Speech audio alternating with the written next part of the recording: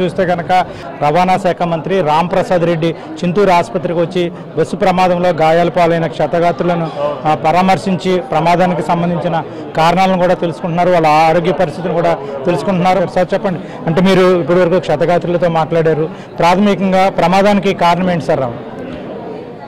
ఇప్పుడు మార్నింగ్ ఎప్పుడైనా కూడా యాక్సిడెంట్ జరిగిన దాంట్లో మొదట చూసేదండి condition of the vehicle, driver.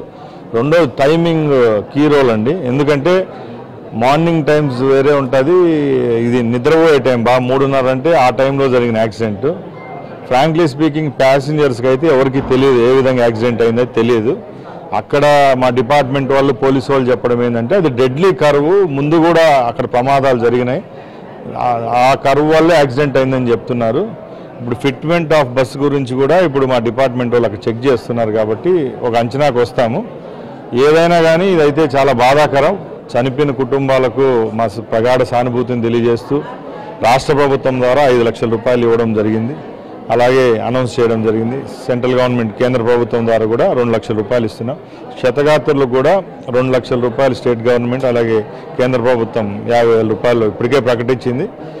ఇప్పుడు చనిపోయిన వాళ్ళకు కూడా పోస్ట్మార్టం చేసి ఏది వాళ్ళ కుటుంబాలకు ఆ బాడీని అప్పచెప్పే వరకు కూడా ప్రభుత్వం చర్యలు తీసుకుంటా ఉందండి. ఇది చింతూరు ఆసుపత్రిలో చికిత్స పొందుతున్న క్షతగాత్రులను పరామర్శించి వాళ్ళ కుటుంబాలను రాష్ట్ర ప్రభుత్వం కేంద్ర ప్రభుత్వం తరఫున ఆదుకుంటామని మంత్రి రాంప్రసాద్ రెడ్డి చెప్తున్న పరిస్థితి.